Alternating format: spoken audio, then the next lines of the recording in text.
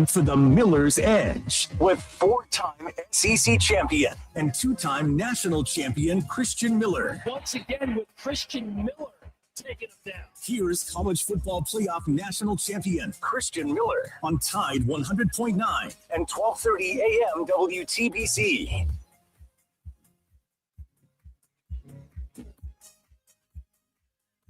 And welcome into this Wednesday edition of the Miller's Edge, Tide 100.9, 1230 WTBC. Hope everybody's doing well, man. Chase, let me get my James span on a little bit. I know we just heard the weather bed, but 50 degrees, man. We're up a couple notches. So we're not in the 30s, we're not in the 40s, we're in the 50s.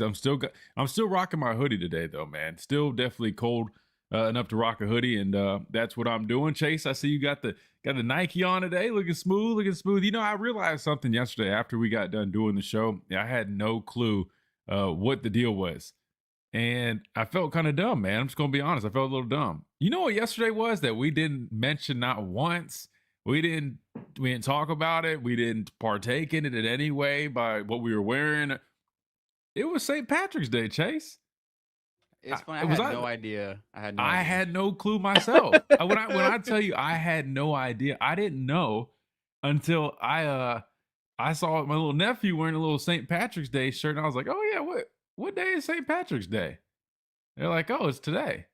I'm like, oh, well, that's it's good to know. Probably a little late on that one. Luckily, nobody pinched me. But to be fair, today I just realized I have green, like some forest green Nike sweatpants on. A day late.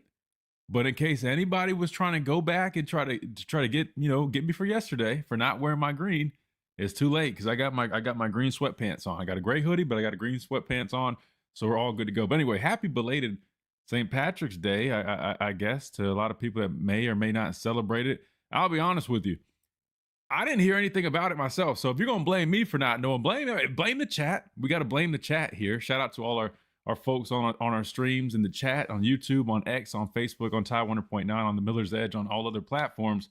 Nobody said anything unless I missed it. So, you guys probably, we got to throw some blame y'all's way too, man. Nobody mentioned it.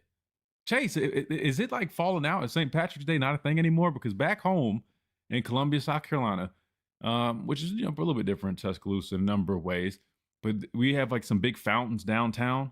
They used to dye the fountains green. So you'd see like the green water going. It looked real cool. Pretty much, I wouldn't call it like a parade, but it was a St. Patrick's Day festival. All the little bars and restaurants, like they would have like green beer and, St. Patrick's Day themed things. There'd be a bunch of people walking around.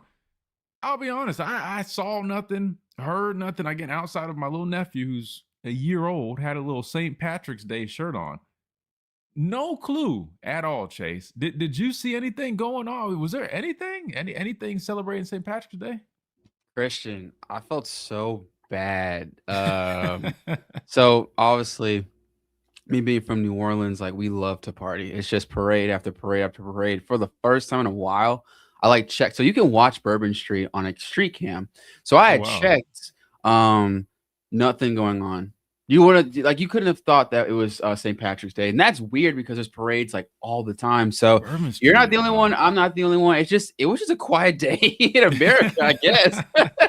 Yeah, listen. The fact that you said Bourbon Street was quiet, and you have way more experience there than I do. But I've gone there twice for football games, bowl games.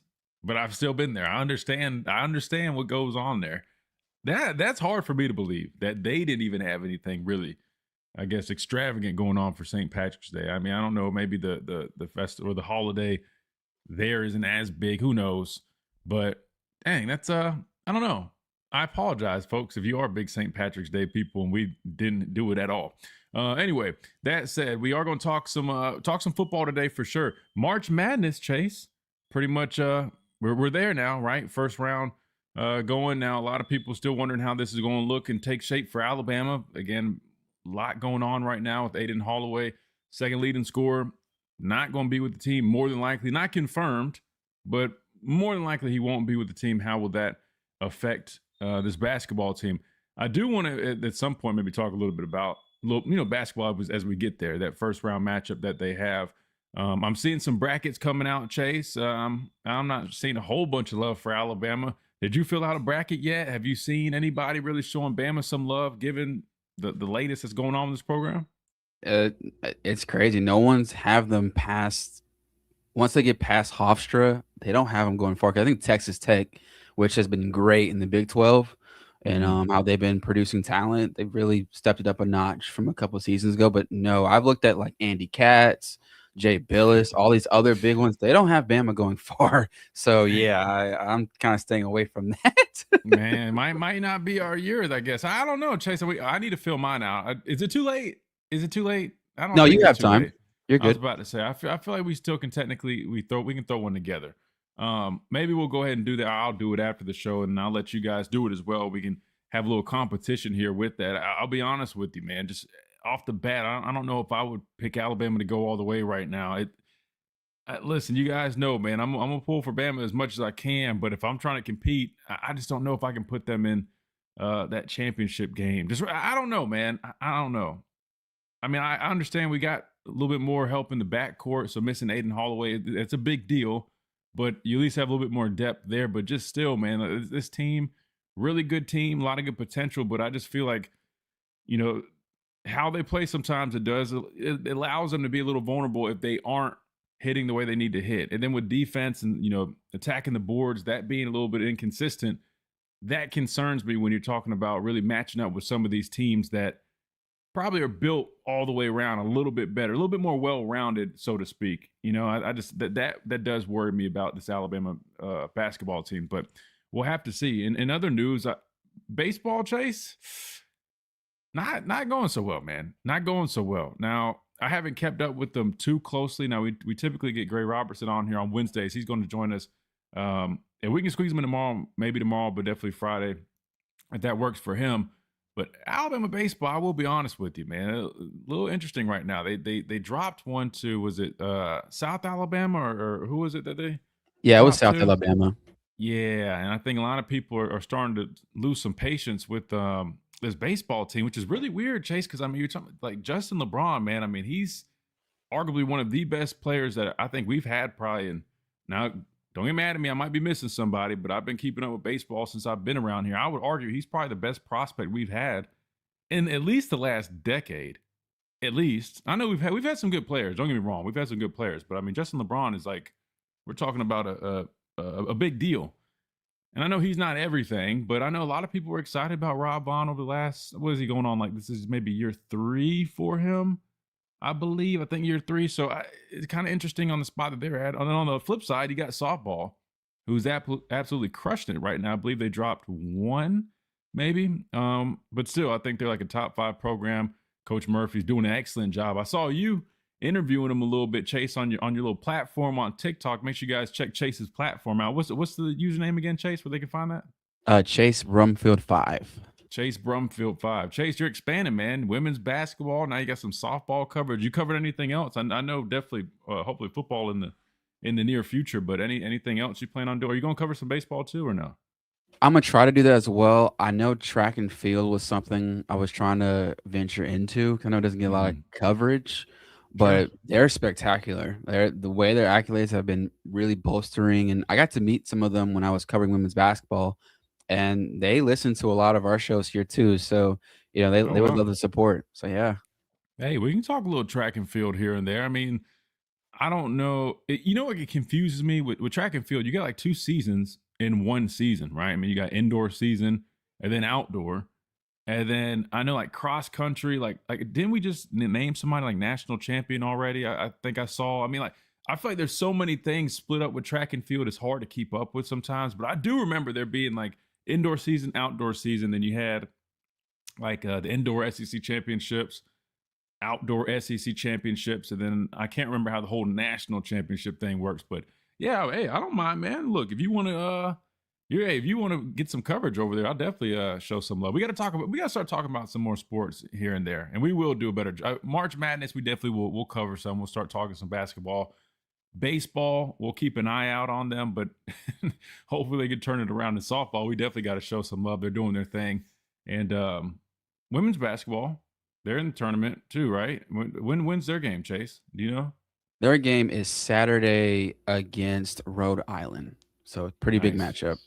Nice. Well, hopefully we can get Gray Robertson on Friday. We can get his thoughts on that too, because I know he keeps up closely with the lady basketball team here in Tuscaloosa. I don't know if I said that right, but I apologize. Women's basketball. I was trying to be cool and show him some love. Anyway, hey, we will get Brandon Clear on here at 11:30. We'll talk some football early on. If you guys see the title here on the stream, Rebuild or Playoff Run Year for Alabama 2026. Again, we are on spring break. Well, they're on spring break. We're not. So we got some time to talk about a number of things. And I've been seeing some conversations come up, and one of them being, I forgot whose podcast it was, but it was Outlook on Alabama football, and just kind of wondering if it's a make or break year, which I feel like we talk about that a number of times, which, I mean, if you want to, I guess, put that in the conversation, I think we've kind of already come to the conclusion. I don't think this is a make or break year for Alabama. If you guys want to, I guess, argue that it is, I'd be happy to entertain it. Personally, I don't think it is. I do think there's a lot of attention on the year. But Chase, I'll be honest, the more I just reflect back on last season and just think about the whole picture, right, of that was year 2 for a new coach following Coach Saban, and trip to the SEC championship game, trip to the playoffs, playoff win. Like, if you really just look at the whole picture, Chase, it changed the Alabama logo on the jersey, changed the numbers on the helmet.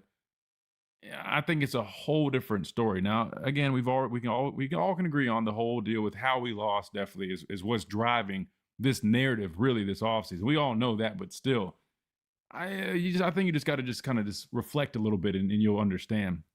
Sometimes I think things are a little bit overly blown out of proportion, which happens. I mean, especially with the media, we know how that whole thing goes. But I want to talk a little bit about that. I mean, what are our expectations this upcoming season, right? Are we thinking more of a playoff contender type year? Or are we thinking more of a rebuild type year? I definitely want to get y'all's thoughts on that. 205-342-9904. Again, we got Brandon Clear coming up at 11:30.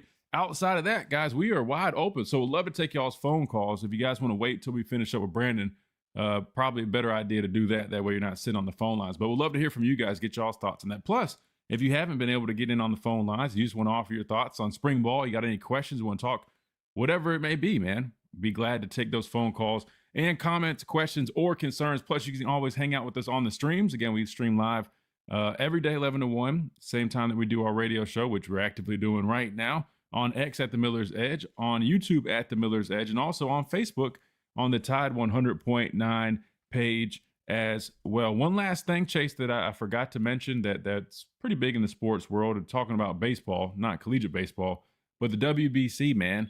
USA, man. We didn't get the job done, and it's kind of ironic given, politically what had been going on a couple weeks ago or maybe a month ago. In the political side of things, we got matched up with Venezuela, and they were able to, I think it was like a walk-off victory, something like that, to defeat us in that game. I think a lot of people are saying Aaron Judge is cursed.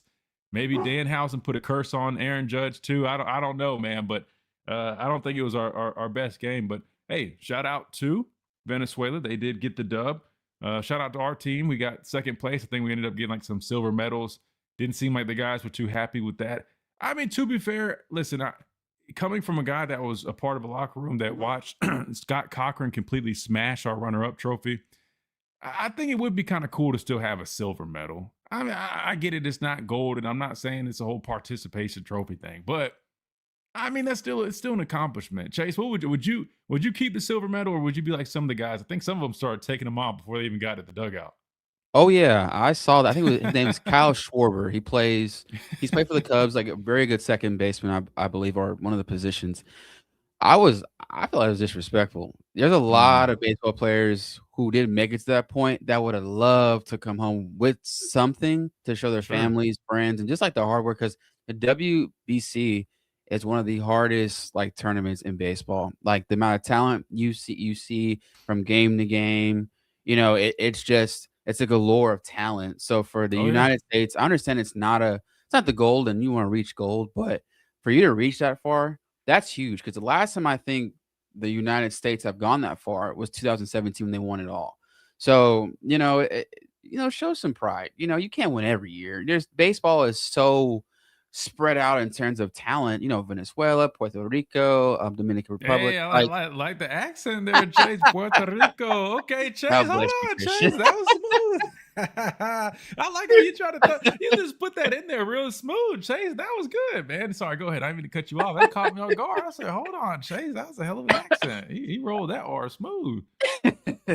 I'm trying to learn. You've been speaking Oh, yeah. Spanish fluently, so I'm trying to emulate what you do, man. But no, it's just like baseball is such a unique sport, and I'm glad I got to watch and cover it. But it's hard. Pitching, hitting, like you got to have everything connected. And for the United States to have like the year they did with Aaron Judge and a lot of their pitching, they should be proud. But I'm not the type to throw it in the trash and just be like, oh, we screw it. Like, no, that's huge. You represent your country the way you did, and you tried, and that's all that matters. True. I mean, listen, A for effort or whatever it's called. I get it. Again, I don't want to be a hypocrite here because I watched Scott Cochran literally smash our runner-up trophy after losing to Clemson in the national championship game. Me and my dad were talking a little bit about those games, right? We were talking about my time here and playing in 4 straight national championship games, going 2-2, both losses coming to Clemson, and I don't even want to get started on that whole conversation. We hung out on the stream for like an hour after we finished radio. But anyway, so I don't want to be a hypocrite here because I get it. The whole runner-up thing is not fun, right? I always told people, get this, Chase, I would almost rather lose like earlier in the playoffs than lose in a championship game. Like, I don't know how to explain it, but when we lost in 2014, Ohio State in the quarterfinals, definitely was defeating. Now, granted, I was a red shirt guy, just kind of just there for moral support and practice purposes, but still, like witnessing that versus losing in 16, 17 season down in Tampa at the last second, and then you're watching all the confetti pour on your head. Like when you're like right there, I'm not gonna lie, it is tough. So I feel those guys from Team USA yesterday, because it's like if they would have lost to the Dominican Republic, right, and didn't get there, is one thing. But when you're right there and you lose in a close one, oh man, it's a different type of hurt, Chase. I'm not gonna lie, it's a different type of hurt. So, but you're right. You got to be proud of what you did, and hell, I would still be proud of a silver medal, man. Silver medal's still very, very strong of an accomplishment. Anyway, we got to hit a timeout. We got to stay on schedule. We come back. We keep on rolling. 205-342-9904. We'll take some phone calls. We got Brandon Clear at 11:30. We'll talk some football, talk some expectations for Alabama football, and we'll tie into that. I forgot to mention the projected win totals, right, for SEC teams. We'll talk about what Alabama's is and what you guys think about it. Think they'll be over, under? We'll do all that coming up right here on the Miller's Edge. Tide 100.9, 1230, WTBC.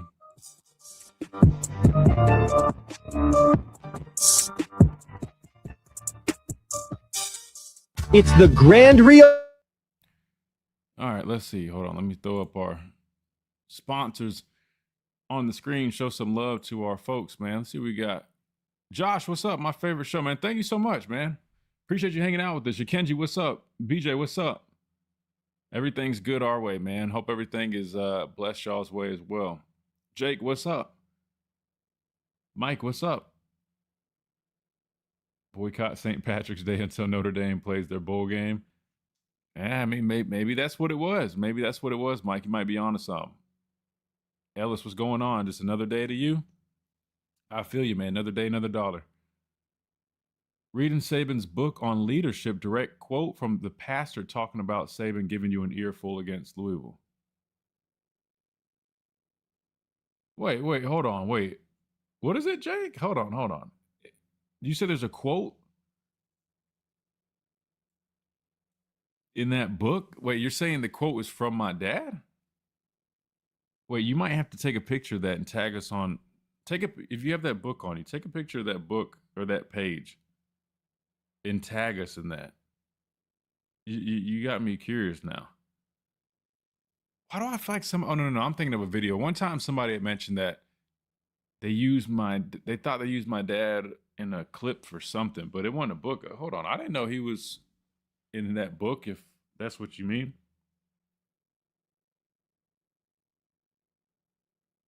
All right, let's see. We'll see what kind of questions we got in the chat. We'll talk about them. Wait, that'd be crazy if that is in there. Got Bama losing to Akron in the second round. Bama ain't going far in the tourney. Okay, so I'm not the only one that doesn't have the most faith in our tourney run this year. All right, so that makes me feel better. I don't feel as bad as I did prior. Before I was like, man, I feel bad. I don't know how far I'm going to have Bama going, man.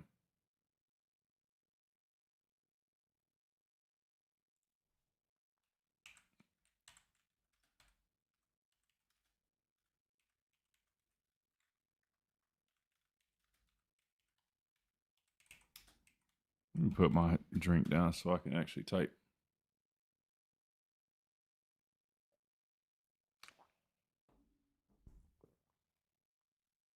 All right, let's see.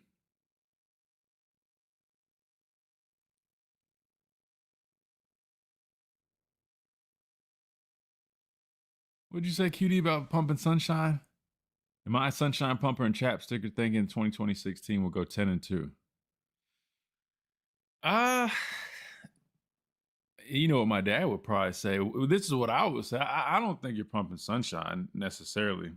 Because I even said that. I mean, hell, I said, I think if this team, I think if they go 5-0 to start the season, and I think if they find a way to quickly overcome these growing pains that are pretty much inevitable, I think that is a possibility. But I think you're talking about I hate saying best case scenario because it makes it seem like I'm putting a ceiling on them, like you can't achieve better than that. It's not that by any stretch, but it's more so what I'm saying. Like, I just feel like realistically, I think that's probably to me like the ceiling. Just my opinion though. So yeah, if you're saying on like on a not perfect note, but the damn near perfect note, I think it could happen. I think it could. And welcome back into this Wednesday edition of the Miller's Edge, Tide 100.9, 1230 WTBC. All right, I see we got looks like we got JT on the phone lines. I know we got excuse me, I'm drawing a blank. Brandon Clear joining us in a few minutes, but I don't want JT waiting too long. How should we do this, Chase? Let's think about this. We'll take JT's call real quick because I don't want him waiting too long. We'll take JT's call real quick and then we can try to squeeze Brandon on here as quick as possible because I don't want him just waiting too long either. So without further ado, let's jump straight to the phone lines. 205-342-9904. We got JT up first. JT, welcome in. Yo, thank you guys for having me, man. Oh, what's up, JT? Yo, what's up, big dog? Man, letting the tide roll early. That's right. How's everything going?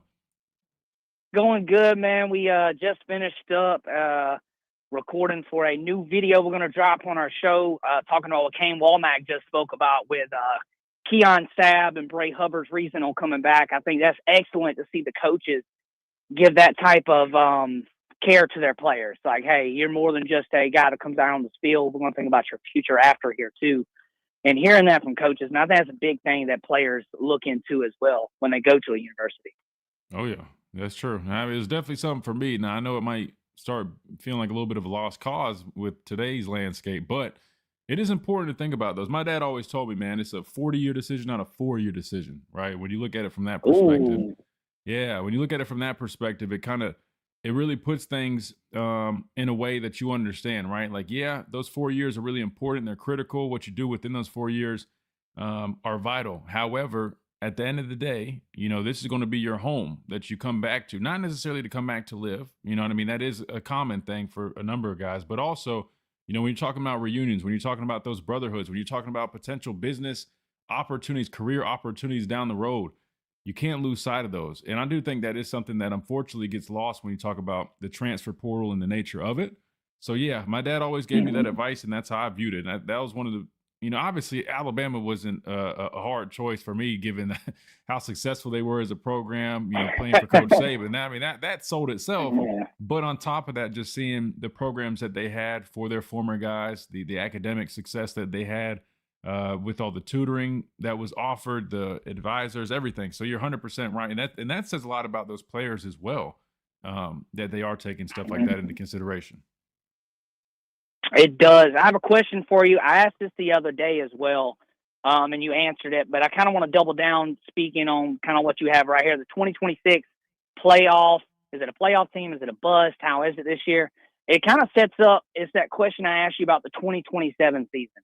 Is the 2027 season necessarily the national championship push team? Because think about all these freshmen we're hooping about right now. They'll have a year under their belt. They'll be back. We'll have another slate of freshmen come in. So is this a setup year? And obviously you don't want to be like, yeah, we're just going to tank it this year and not try to go for a national championship. But the way the cards are looking, 2027 actually looks like a fantastic year for Alabama. Yeah. No, listen, and that's why I kind of posed the question, because I think it is interesting. It depends on your perspective, but let's just start like you mentioned 2027. I do feel like all the young talent, and given, we discussed yesterday about the philosophy of this staff, they're going to lean heavily into high school recruiting and developing those guys and letting those guys kind of grow within the system and earn those opportunities. And when you look at it from that lens, I think 2027 does set you up to be in a really good position, given that would probably be, I wouldn't say at least, and my math might be wrong, but junior or senior year for Coach DeBoer's first recruiting class. And just thinking about some of the notable names, I mean, Keelan Russell would be the guy. Austin Mack, I mean, I think he technically might have one more year, but I'm just assuming Keelan Russell by at least 2027. I don't know how this battle goes, but by 2027, I expect him to be the guy. He'll have several years under his belt in this system in college football. You look at guys like Latsier Brooks, London Simmons, a number of the secondary pieces, Dejon Lee, right? Chuck McDonald. We're hearing a lot about him. There's a number of young pieces on this team, even on the offensive line. Michael Carroll, Jackson Lloyd, all those guys will be upperclassmen, I should say. And I just feel like they will definitely, even the young running backs, I think like you'll be in a position where you have a lot of really solid core pieces that you brought in here that are going to be upperclassmen and a lot more experienced than they are right now going into this season. So I do think 2027's outlook, in my opinion, just way too early, does seem a little bit higher than where this team is right now. But I'm not ready to say that this year is completely just a rebuild year. I think it is going to be a year of growing pains. I think it's going to be a year of trying to, get this team to grow up as quick as possible, earn as much experience and really just kind of figure things out, get their feet wet. But I'm not ready to write them off just yet in terms of how deep of a run they can make. I think it's going to take a lot of effort. I think it's going to take a lot of things falling in their favor. I think it's going to take a lot of growing up to do. But I think if this team can find a way to mitigate some of those growing pains early on, I think they'll be set up to maybe make a little bit of a run later on. But I'm just setting my expectations now. I'm not saying that it can't happen, but I just feel like the reality is, you got a lot of youth and you got a lot of new faces on this team. Those are a lot of things that you're going to have to overcome. You know what I mean? So I'm not ruling it out that they can't make a run. I'm just kind of setting my expectations. Right now, I feel like from my lens, it just feels kind of like a bubble playoff team, which I'm one of the five few that I'm okay with that, knowing that this is like the first year Coach DeBoer has his guys. Officially really has Thank his you guys. for saying that. Yeah, you know what I mean? So I think you just have to put things into perspective and view it like that. That's why I tell people I don't think this is necessarily a make or break year. I think it's a year that's going to have a lot of attention on it. But the reality is, I think as long as they play well, they minimize the games that we saw the last couple of seasons where they just have very poor performances. I think you can live to see another day, and you go into 2027 with a lot of hope. And then I think the attention is really going to be on it, because I think people are going to see what we're talking about now, that you got a lot of young guys that have finally grown up. These are his guys. Now we're kind of seeing on display the true system and culture of Kalen DeBoer in year 4. But year 3, barring they don't go out there and just do something bad, which I mean, say it's like a 7-5 or something that, I don't expect at all. But say it's something crazy like that, then I think it's a different conversation. But I think they just got to go out there and compete. And I think it'll kind of take care of itself. I love that answer, man. I don't want to hold it up too long. I know you got a guest coming on, man. I appreciate you taking my call, brother. Yeah, of course, man. As always, guys, roll tide. Yeah. Oh, roll tide. Yeah, I was going to say, give a shout out to y'all's podcast, man. And I'll get with you as soon as we can try to figure something out. Yeah, I don't want you to leave before you do that. I appreciate you jumping on here. Okay, cool. Yeah, guys. Check us out right now on YouTube. It's Roll Tide _Nation. We have 2 different shows right now. One on Friday night. It's called The Bama Blueprint. Comes on 6:30 p.m. Central, 7:30 p.m. Eastern. And then on Sunday night, we have Talking Bama hosted by myself, JT. And we are coming on at 6 p.m. Central, 7 p.m. Eastern, guys. We are for the fans, by the fans. We love to have a good time with fans. Sit down, let's talk some ball. We have special guests on as times as well, guys. So, hey, and another thing, Christian, thank you, man, for the follow back, for the love you showed me recently too, brother, man. That's a huge shout out to you, man. Oh, of course, man. I appreciate you supporting us. And thanks for calling in, JT. Yes, sir. Keep doing the good work, brother. Yes, sir. I appreciate it, man. Have a good one, brother. Absolutely. You too, man. Good deal. All right. We got to hit this timeout so we can get our guy Brandon Clear on the phone lines next. And we'll do that as soon as we come back right here on the Miller's Edge, Tide 100.9, 1230, WTBC.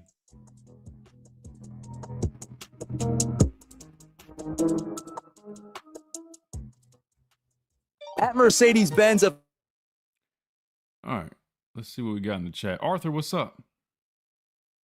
Hey, Chris, just wanted to make sure you got this. Oh, yeah. I forgot. Yeah, I forgot to respond. I'm sorry, man. Yeah, I did. I saw the one from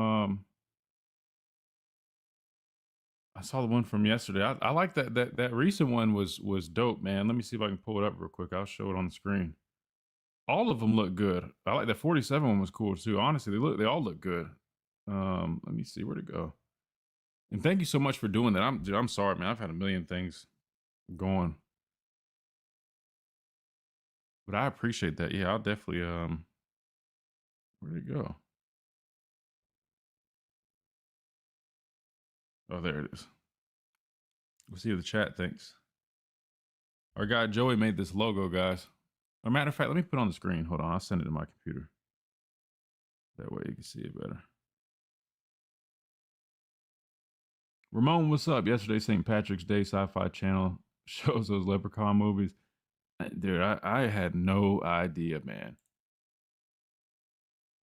I did see that they brought back the whole the sketch from the Mobile neighborhood that said they saw a leprechaun.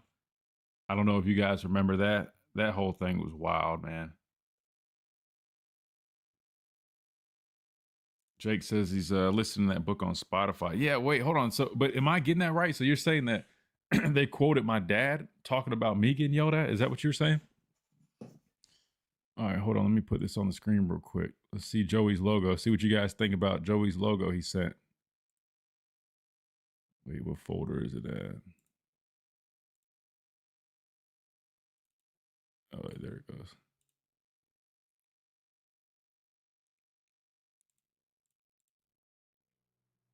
What do you guys think, man? That's Joey's logo right there. Joey made that one. He made a couple more, but that was the recent one. I almost feel like that'd be dope on like on a shirt or something, man. Chapter 8.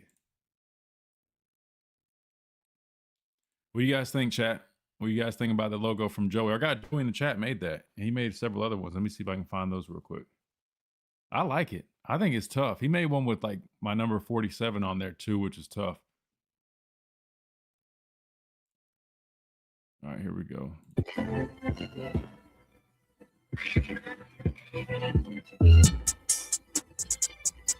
And welcome back into this Wednesday edition of the Miller's Edge, Tide 100.9, 1230 WTBC. All right.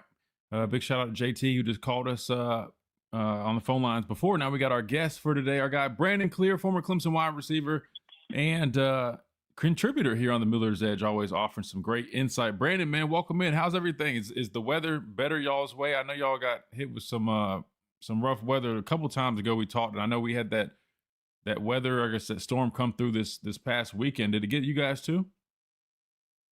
Hey, Christian, doing well, man. Now, yeah, the weather has been insane. It dropped probably 30 degrees over the past couple of days. And then the day before, when I say rain and wind, half the power in the city went out. It was just one of those crazy downpours that happened, and I know we were having tornado watches. So, yeah, it's been crazy. So I'm just looking for some normalcy, man. I need 60 and above. That's all I need. We're inching on up there, man. I think we're at 52 now. We started the show at 50 degrees. We're at 52, so we're getting close, brother. We're slowly but surely getting there. Hey, Brandon, I want to talk some football with you, man. I appreciate you jumping on today, man. It works perfect for us because we got plenty to talk about. I've been, taking a break this week with spring ball kind of on pause, so we've been hitting a number of different topics and conversations. But this has kind of come up. I've been seeing a number of things come out, people giving their outlooks on Alabama. So we're doing that this week, kind of summarizing week one. So we'll do that as well. But first, I want to ask you. We're talking about this with JT. When you look at 2026, and we've discussed this over the last few weeks together, the youth on this team, the number of guys that you're replacing, the production that's going to be replaced, the limited number of starters on offense, new quarterback, a lot of question marks going into 2026. All that being said, do you view this as a year of basically a rebuilding, right? Like, do you feel like they're rebuilding this year in 2026, or do you feel like this still is a playoff contender going into this upcoming season, year 3 under Kalen DeBoer? It's a great question. In my opinion, I would say it's either going to be a rebuilding year or retooling. And the only thing that's going to be the dependency there is the quarterback. You may have a situation where Keelan Russell wins and he turns into Bryce Young. Bryce Young, again, very similar situation, essentially redshirted his freshman year, waiting for Mac Jones to get out, and then he jumps on the scene, and it's just automatic. Now, do I see that possibility? Yes, because I think Keelan Russell has those qualities. And, Mac is also going to be competing with him. I'm just one of those guys that when you see something that differentiates one person from another, it's a lot of things you just can't put your finger on. And so for Keelan Russell, that's it for me. If you were looking at the two side by side, Mac is bigger. You would even say he possibly has a stronger arm, but I think that's debatable. But when you have things that are all things equal, neither one of them really have, they don't have starts under their belt at the collegiate ranks. I think that you have to really rely on what you feel and what you see. And I think the coaches are going to be waiting to see who wins over the room. Whoever wins the room is going to end up being the starting quarterback. But talent-wise, in my opinion, I think Keelan Russell should be the person we go with. So that the retooling aspect of that, say the quarterback is doing well, now I got to see how the O-line is looking. And, you get rid of Coach K or Coach Cap, you bring in Clem. You've got a new tight end coach that's going to be bringing in new philosophies. Hopefully the tight ends improving blocking and just overall effectiveness in that. And so when I start looking at what Coach Kalen DeBoer did over the offseason, he really focused on, I want to retool, yes, but I also want to rebuild my staff, which is the most critical piece of this because whatever was there before was not working. And so he needed to go in a different direction. So he is taking it seriously. I know from his side to say, hey, we have the athletes. We've got 5 stars all over the place. We've got guys with all these abilities. Why were we not getting the best results out of the team? So from the offensive side, I think it can go either or. From the defensive side, in my opinion, I think it's more so retooling as opposed to rebuilding. The safeties, the corners, that's on lock. You have a ton of depth there, in my opinion. I think that's where the core of the performance is going to be. The defensive line, there are questions, but you have Pierre that's up there that's going to be I think he's going to be a top-notch guy, and he has a possibility of working himself into a top 10 pick, in my opinion, just based off the measurables. And now we got to see if the production goes there for an entire year. And so, again, linebackers, that's a question, but I do think we have some talent there. They bring in the Virginia Tech transfer. So if I were looking at it and seeing what they did in the offseason, they're like, hey, we've got to get bigger. We need bigger guys, longer limb guys that have some flexibility that can go inside out. And so, the transfer from USC is somebody that will most likely, in my opinion, start at Bandit, but he has the ability to move inside a little bit. I don't think he's great against the run, something he's got to work on. But was that Tompkins? But he has the ability, because again, ability is based off of what you have physically. So physically, he could do it. I just want to see if he has a little bit more bend, if he's able to get lower in his pads because he's a taller guy. I think Green from Oregon is going to be an impactful player. And again, he's one of those guys I think is going to be backfilling and really help get 2-gap schemes and doing all those things. I think he'll bring a lot of pressure there. And the depth at the tackle spot is going to be one of those things that I'm really going to be looking out for. So, again, it's twofold.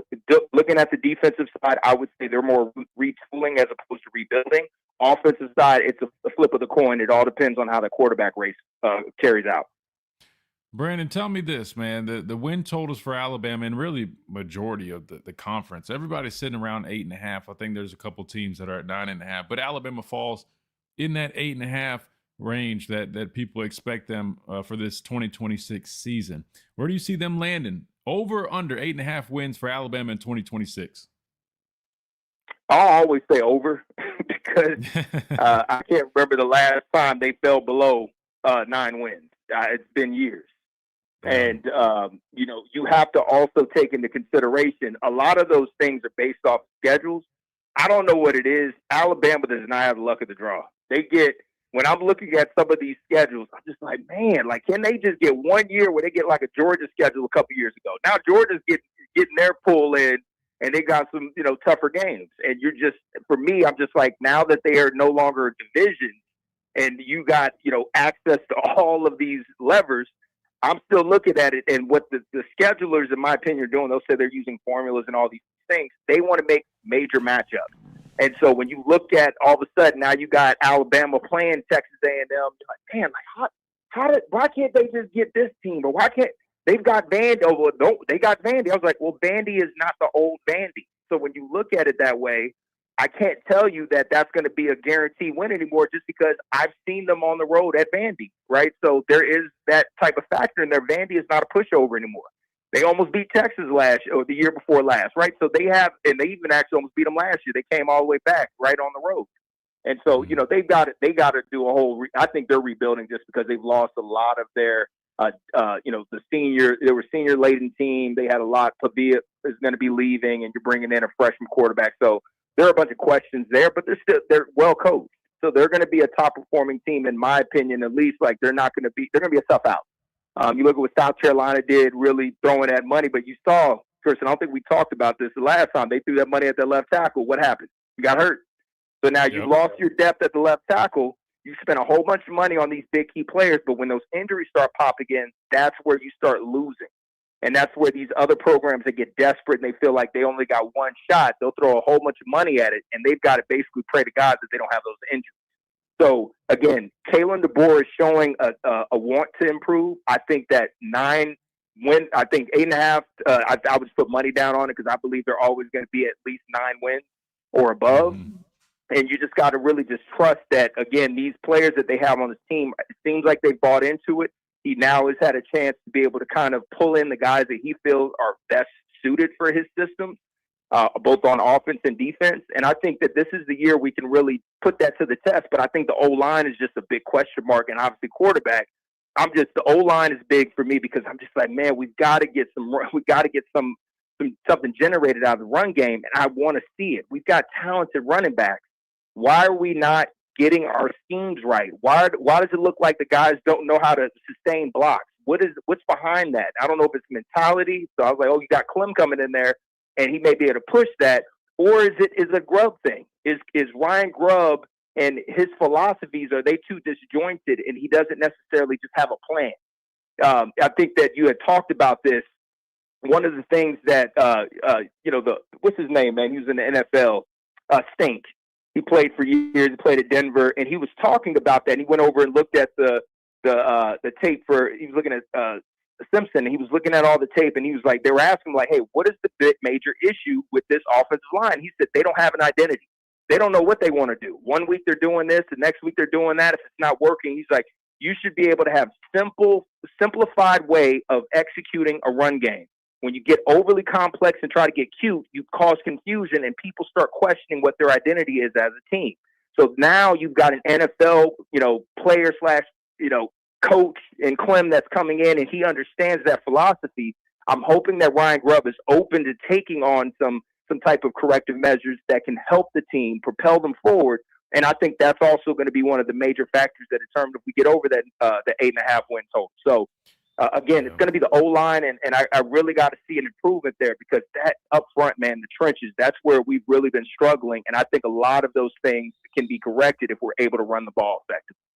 100%, and that's why I brought up that tweet. Smitty had tagged us in that clip of him saying that about the offensive line and really just the offense in general not really having a true identity in the run game. And I'm like, oh, what do you know, man? Finally, people finally are acknowledging what we've been talking about on this show. It's like, Christian said it. We don't really want to hear it. Well, we'll wait till somebody else says it, then we'll bring it back up. But no, you're 100% right, and hopefully that's something they work on this offseason. Talk to me, go back to the quarterback battle for 2 seconds, Brandon, because you mentioned it. And that was something that came up yesterday. We were in the chat section here on the stream, and we were going back and forth about our thoughts on the two guys. And the quarterback battles always bring out, it's always like a heated debate, right? Which I was telling folks, to me, I don't take it so serious. It's kind of like, hey, whoever wins the job, let the best man win. I don't really care who it is, as long as they're playing hard, they're playing with great effort, and they're giving us chances to win football games.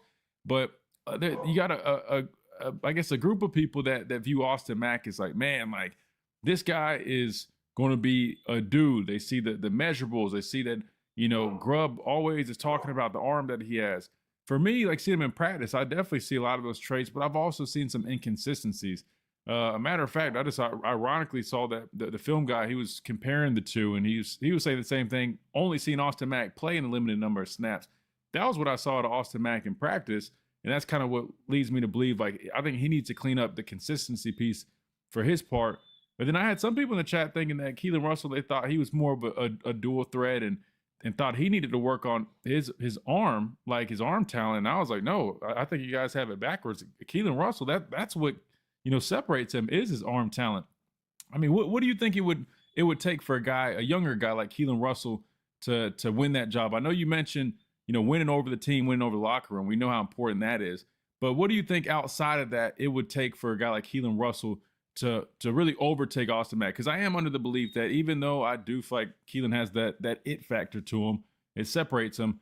I know it's going to be hard not to play Austin Mack given the experience edge that he has, and knowing that he's waited his turn. They're going to give him as many opportunities, right, as he needs. And I think it's going to be on Keelan Russell to show that, hey, I'm going to overtake this spot. Like, he's going to have to take it from Austin Mack. In your opinion, how does that process play out for Keelan if he does in fact win it? Because it does sound like you're very high on him. Yeah, and so I know this is a PG. I'm gonna have a PG comment. There's 1,000 ways to make a baby, but the baby comes out one way or the other, right? So you bring it full term, it's ready to come out, and then you pop out. You're like, Daddy, Mommy, how did I get here? And they just keep it very generic. And so at the basic level, if Keelan is going to win this game, I just need him to be consistent in delivering the baby. So if there's a check down, I need you to make the check down. If it's quick game, on that third step hit, I need you to throw the ball. I don't need you to hold it. I don't need you to wait for the guy to get open. I need you to anticipate throws and trust what you're feeling and seeing. And so I watched the same breakdown that the film guy had as well. And that's the one thing. The arm talent is crazy. I don't know what whoever is talking about, like, oh, he's got to work on his arm talent. They don't know what they're seeing. When you see he can generate that throw and that quick whip motion, that's something.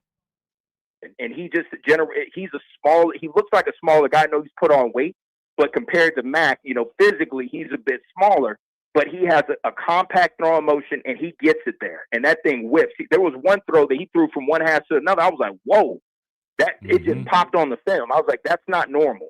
And so the biggest thing for him is trusting his eyes. And a lot of time when you're a younger guy, Bryce Young was an anomaly. The amount of ways he was able to throw with anticipation is rare. And again, he's a computer. I think Keelan Russell's a smart guy as well. Bryce just played at a different level to where you were just like, man, he understands the defense he's playing. He knows how to set it up. He's holding the safety and he's launching down the field. So just trusting his eyes. And then the last thing that I'll say, you have to be the guy. And when I say the guy, that means you are the one that are getting the ball left and right. You have to make sure you're getting the guys in the right place. You're making sure that, again, you saw a couple times they were running RPOs and he was holding the ball and, trying to make a play. I don't need the quarterback to be the guy that makes the play. I need the quarterback to be the guy that's making his team make the play. And so if they can do that, if Keelan can trust his guys and ensure that whatever he's seeing is what it is and he's holding to it and not trying to, create something out of nothing, and making sure that there are certain times he has to, but again, trusting the process, trusting the throws, the plays, that's where you start winning, because now coaches can trust you that you're going to execute, that you're consistent.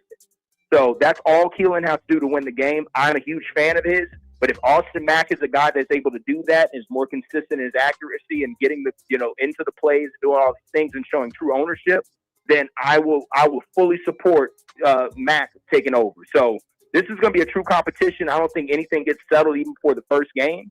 And they're going to give these guys an equal opportunity to win the team over and, more importantly, win it on the field. So We just got to wait and see exactly how these things etch themselves out. But I trust the process. I trust the guys. And I think the talent, either way, it's a win-win situation. I think we're going to be okay.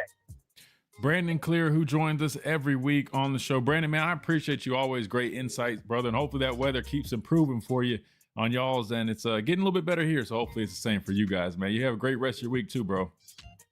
Yeah, you too, Christian. Roll Tide and all love for the Miller's Edge family. Talk to y'all later. Yes, sir. Absolutely. Take care, brother. We got to hit a quick timeout. We come back. We'll wrap up hour number 1, and then we'll hit our top hour break. We'll keep on rolling. Get y'all's thoughts on everything we're talking about right here on the Miller's Edge, Tide 100.9, 1230, WTBC. Hi, I'm Chris Stewart. Welcome to the Townsend Honda pre-owned clearance event. Get new car protection. Thought I was about to have to put you guys to sleep, man. The next video recommended after the highlight video was Charlotte's Web. I'm like, is that like some little nursery story or something? Like Charlotte's Web is that like some little kid's book you read in elementary school? I guess it's like the film or something, the animation. I don't know. That was interesting. This is the other logo that Joey made. So I got all 3 of them. So he had that one. He made this one. A little bit similar to that first one, and then this one with the 47 on there. That's cool. I feel like we can make a cool like backdrop with one of these or some of them. I think that one's pretty dope, man. I think that would be kind of cool on a shirt, or even that one. I think they're both great, man. That's cool. That's cool stuff. Yeah, y'all let me know which one y'all think we should do something with. I want to get some more hats made, but I want to make them a little bit different this time. Like I have, of course, I don't have it in here with me, but the Miller's Edge hats that you probably see me wear, but I need to get some new ones made. But I was tempted to try to do something a little bit different. Like I feel like something like we might have to take the I don't know if we could put everything on from this logo on the hat, but like I like the football like that. I do like that feature. So maybe we could do something like that. In regards to that that film guy video, he was breaking them down. He mentioned the same thing. There just sometimes you see some inconsistencies with Austin. That's why I was confused when we were having that conversation. I think it was Davis here in the chat. I was just confused because to me, I think Keelan Russell's he basically was seeing everything that I've been talking about. You know, Keelan Russell having that touch, that it factor, those oh wow type plays. I mean, even the people that just saw them in the limited number of snaps they had, they walked away with some of the same observations that I had seen them, you know, all last offseason, right?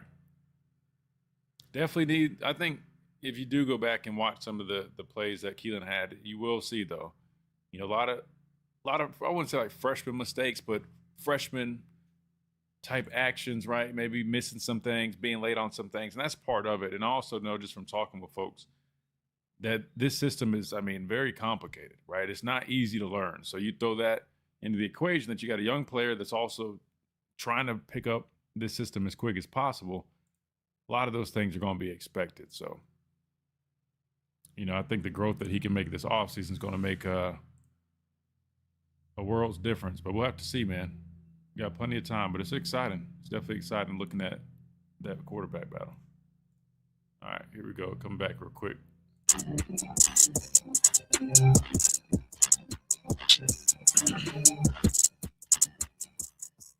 And welcome back into this Wednesday edition of Miller's Edge, Tide 100.9, 1230 WTBC. We got just a few quick minutes before we hit this top of the hour timeout. So while we have a second, I do want to remind you about our friends over at R&R Cigars. If you guys are in the market for those premium cigars, man, make sure you guys check them out. Best humidor in the Southeast. And of course, if you're looking for a place to go hang out, watch your favorite sporting events, you can always go to R&R Cigars, 2703 Gary Fitz Street here in Tuscaloosa. And you can enjoy those cigars that they have there, plus over 160 bourbons. They also include those J. Alabama beverages that have come out recently. They've got their own drinks that they make, their specialties that a lot of people really enjoy. So make sure you guys go check them out ASAP. That's R&R Cigars. They got the wraparound porch. The weather should be heating back up, which would be good. And the good news is they got an inside area. They got TVs throughout. You can go kick back and watch all those events, and just hang out, have a good time. Again, that is R&R Cigars. Don't forget the website, rnrcigars.com. Use that code Miller's Edge, get you 20% off your orders. Plus, if your order qualifies, you will get free shipping as well. Again, that is R&R Cigars, the official cigar provider of Alabama football since 2014. We got to hit this top of the hour break. When we come back, we keep talking some Alabama football. We keep going where you guys want to go. 205-342-9904. Phone lines are open. We'd love to take y'all's calls. Get you guys in on the conversation right here on the Miller's Edge, Tide 100.9, 1230, WTBC.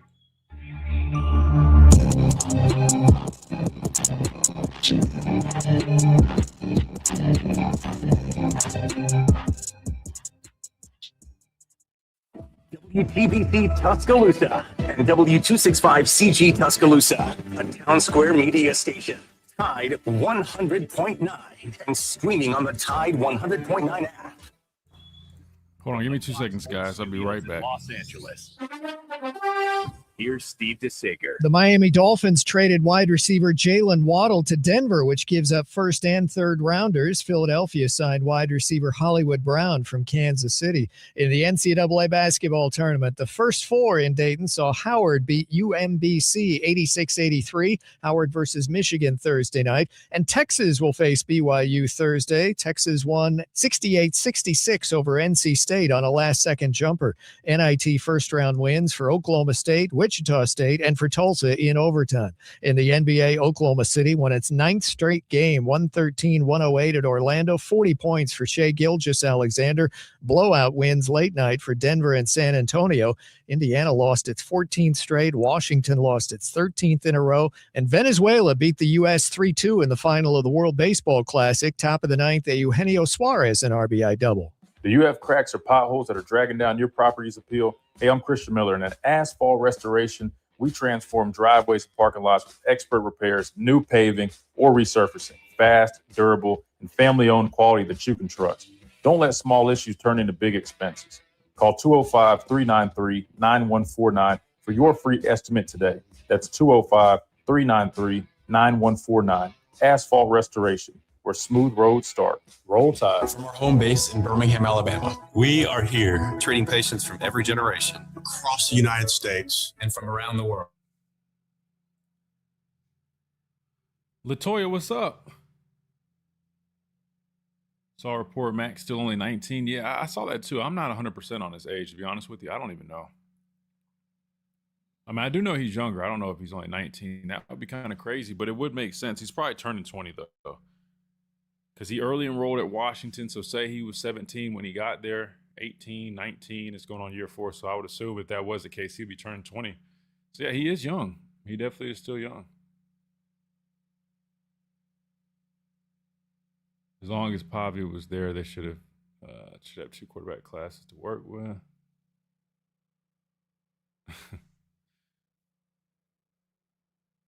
Yeah, I like the logo too, Kyle. It's definitely clean, man. I think Kevin Riley will be good for us this year. I still don't get why we turn away from him last year. He stays healthy. He'll be our best back. I'm big on Kevin Riley, too. I think he's going to end up being really good for us.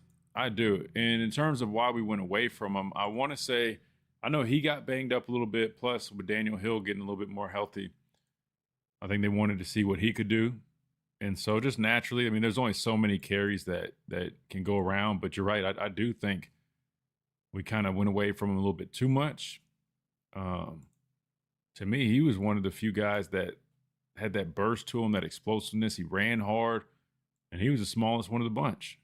Now, he had some moments, too, where I think, he might have missed some things here and there. But personally, I would have kept giving him some more opportunities and carries. But I think he'll have an increased role this season. I do. Hold on, I was going to put that film guide thing up here real quick. Right here, right? We get to the top of our drop, 1, 2, 3. All right, we got one hitch. There's no need to move until we have to move. He goes to swipe at the ball, boom, pull it down, get our feet back up underneath us, and let's continue to work. Here's what I also love, all right? The reason we had to hold this ball so long, Jonathan, is we had to switch release out here at the top. Number one is going to work into Ryan Williams plays by the hook curl defender right here. I don't know if y'all can see him doing a great job, rather this one, doing a great job getting up underneath that number one wide receiver. We've taken away the curl, haven't we, Jonathan? Our eyes are right field, and now work outside the pocket, try to make something happen, go pick up a few. All right? I just built a budgeting app. What? How? Base 44. Look, it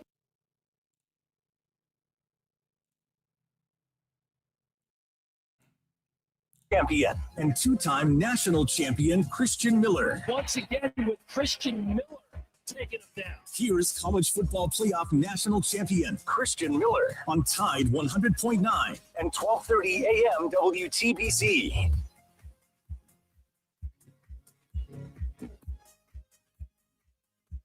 And welcome back into this Wednesday edition of the Miller's Edge, Tide 100.9, 12:30. WTBC, big shout out to our guy Brandon Clear, who just joined us on the phone lines, talk some Alabama football expectations for 2026, talked about these win totals a little bit. I want to get y'all's thoughts on that this second hour here on the show. But real quick, let me remind you about our friends over at Lamprello Law, Education, and Advocacy. I just saw something regarding the news with the Holloway situation, and it reminded me about our friends who will be joining us tomorrow here on the show live. We're going to get Adam's insight on that situation. I know Alabama legal laws are much different than, I know he's in Georgia and in New Jersey, but obviously he can practice, he can do his research. So we'll get his insight on this whole situation going on. But if you guys have any needs that regards any representation, or you're looking for somebody to help you out with the situation you might find yourself in, make sure you guys check out Lamprello Law, Education, and Advocacy, and much more than that representation. They also offer things for high school graduate and college students, of course, for academic and career success, whether that's mentoring, exam, test taking preparation, subject matter mastery, application strategy, personal statements, resume help, and academic and professional planning, and so much more. And of course, NIL situation, you name it, right? Could be academic misconduct matters, criminal defense matters. Of course, they've got you covered with genuine care, passion, and relentless advocacy, but also the best prices that you're going to find for that legal representation. So make sure you check them out. 201-317-5115 is the number, or you can always email Adam at lamprello-law.com. Website coming soon, lamprello-law.com. Again, that's Lamprello Law, the official representation here on the Miller's Edge. All right, Jake DM'd us real quick over on X. I think that report that he was talking about that I guess featured my dad, or not report, it was out of Coach Saban's book, maybe. I think it mentioned something about my dad. So let's see if we can pull this up here on the screen. Hold on, let me matter of fact, I'm going to save it, and then I'm going to put it on the screen here on the stream. Chase, did you have any idea that my dad was featured in Coach Saban's book? Because Lord knows I had no idea. Better guess than me. I'm interested in this bit. Yeah, hold on. Well, first of all, does my dad even know that? Wait. Hold on. Let me put this on the screen, because Chase, when I tell you, this is the first time I've heard of this. I'm not just saying that. I had no idea he was featured here in this book. Is this on? Is this it? Okay, boom. All right, here we go. Let me take this video down. We'll pull up some more clips on the quarterbacks here in a second. Okay, only problem is it's super tall in form, so you guys aren't going to be able to read that. I'll just read it, and this is what it says. By the time Johnny Manziel and Texas A&M rolled into Tuscaloosa in 2012, Saban knew change was needed.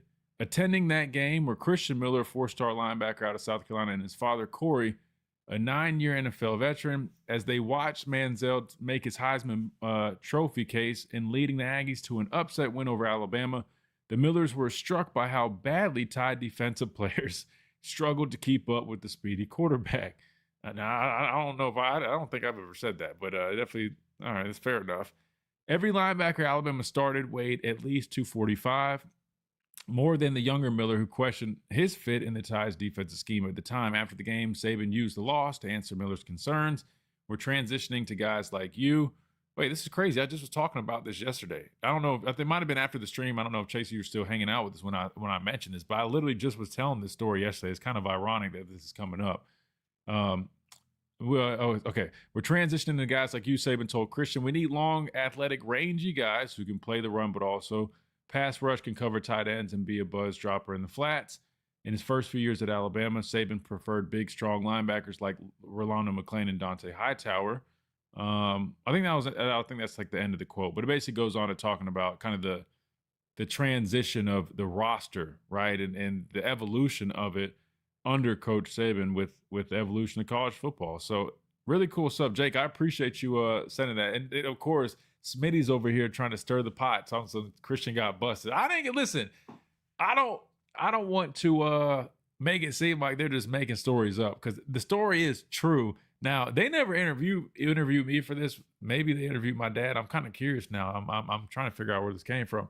I didn't get busted on anything. Like I said, it's not wrong. Now, I don't remember saying it like that. Like, I don't remember going up to Coach Saban just basically telling him, like, hey, man, like, damn, that was embarrassing. Your linebackers didn't stand a chance against Johnny Manziel. What room did I have to talk? You're talking about these dudes like national champions and like, some of the best players in college football. My scrawny ass was still trying to figure out if I actually could play at the University of Alabama, or they just were like blowing smoke. So I know I didn't make it seem like that, but I do remember. Okay, I'll say that this is what was going through my head when I attended that game, because I was a junior in high school, and I think this was 2012, right? 2012, yeah, because 2013 I think they played at A&M. 2012 they played. I don't know if you guys remember this game, but it was when Johnny Manziel came to Tuscaloosa, and it was a game that he had that one play where I'm talking about they were in the red zone, like facing, I don't know which way I'm trying to explain, but the end zone, like the far end zone, well, further from downtown side. Anyway, and he was scrambling around. I think he like Adrian Hubbard was chasing him down. He missed. I think Xavier Dixon was out there. He basically like made everybody miss, and then ended up throwing a touchdown. I think maybe to Mike Evans, or I don't know. But I just remember that play, because he was doing it all game. But I remember that play, I was just like, okay. Like, this dude is like, he's on one, Chase. I mean, they were talking about the University of Alabama, like the Alabama defense. I mean, this dude is like, I wouldn't go as far as saying embarrassing us. But I mean, it was just crazy to see. So I was thinking that. Now, I didn't go to Coach Saban like, man, I'm impressed. He made your linebackers look like fools. No. I don't know about all that. But knowing my dad and how he talks, if they interviewed him, there's no telling the way he painted the picture. He's very, yeah, he's gonna explain things in a way that I'm kind of like, are you sure it happened like that? Or I don't know. Chase, you know my dad. Anyway, but that's cool though. So that's in Coach Saban's book, or I don't know if it's by John Talty. I don't know if is that considered Coach Saban's book? I know it's about Coach Saban. Does that consider his book? I don't know. The title of it is The Leadership Secrets of Nick Saban, How Alabama's Coach Became the, and I can't see the rest of it. My eyes are not good enough to read that. But anyway, that's interesting. But now that I think about it, that's just one. That's actually not even the same story that Jake was initially talking about. He was saying that was also from the book, but Jake was mentioning the Louisville story that also, I guess, took place. And that was when I was a senior and I got yelled at. I don't know if you guys remember that. I'm sure you guys do. I feel like once a year it kind of circulates on social media where I'm like, I just come off the field. I got the penalty. It gave them a fresh set of downs. We were beating Louisville by like 2+ scores. It was the first game of the season in 2018. And pretty much everybody literally just plays this clip of me just getting chewed out, which I've already explained that story, but that's pretty much what happened. And the penalty was like unnecessary roughness or something like that. Offensive tackle basically was doing extra after the whistle, like offensive linemen try to do. They try to, like, literally you shed them, you get off the block, you're trying to make a tackle, and they're over here trying to like hold you, grab you, tackle you. That's basically what he was doing. I retaliated. Of course, the ref always catches the second guy. That's how it always works, right? It's never the first guy. It's always the second guy who gets called. I got called. It was a 3rd down situation, gave them a fresh set of downs, and Coach Saban let me have it. And yeah, that was pretty much what was going on. But I just was saying, just the whole time I was like, yes, sir. Yes, sir. But because I was looking up at the Jumbotron, like watching the camera just be pointed at me getting chewed out, I just was looking at that. And I remember Coach TJ, I don't know if you guys remember Coach TJ. I'm sure you guys have heard of him, right? He worked in the weight room for years. He played at Alabama played center. I think he played for the Packers in the league.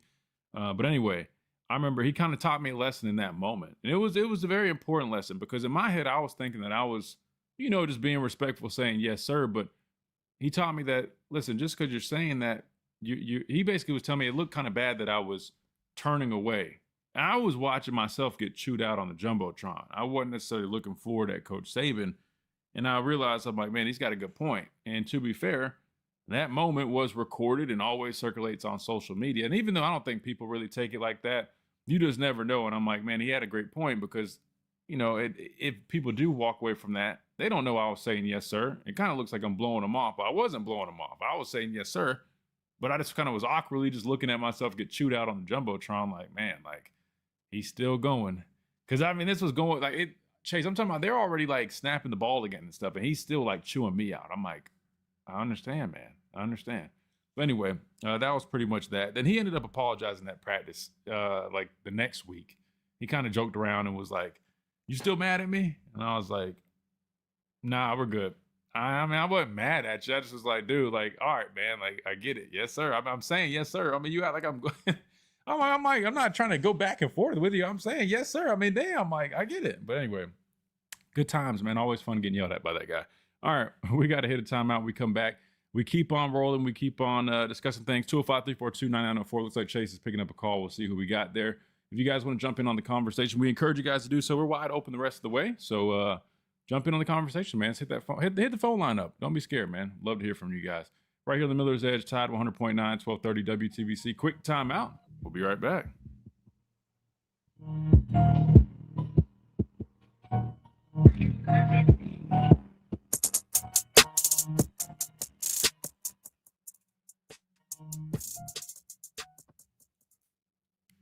Oh, wait, hold on.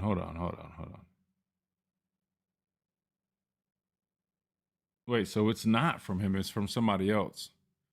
That kind of makes sense because, to be honest with you, man, like, I don't remember saying any of that stuff. I was like, it kind of, they probably reached out to my dad, though. How do you do that, though? Don't you have to get permission? That's kind of crazy that you can just write a book on somebody. I'm kind of shocked. Man. Let's throw that film guy thing back on the screen. Not that one.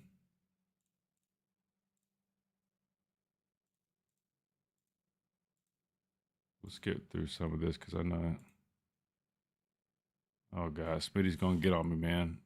I gotta put it on my list. I gotta get around to subscribing on this.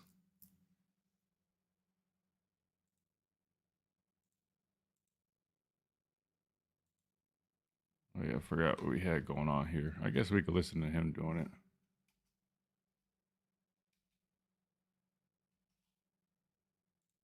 I should just pull up the game myself, but sideline, and he's wide ass. All right, we are wide open. We got to put that on him. We can't miss this stuff. He's wide ass. Up on the toes of the nickel right here. A little bit. No, excuse me.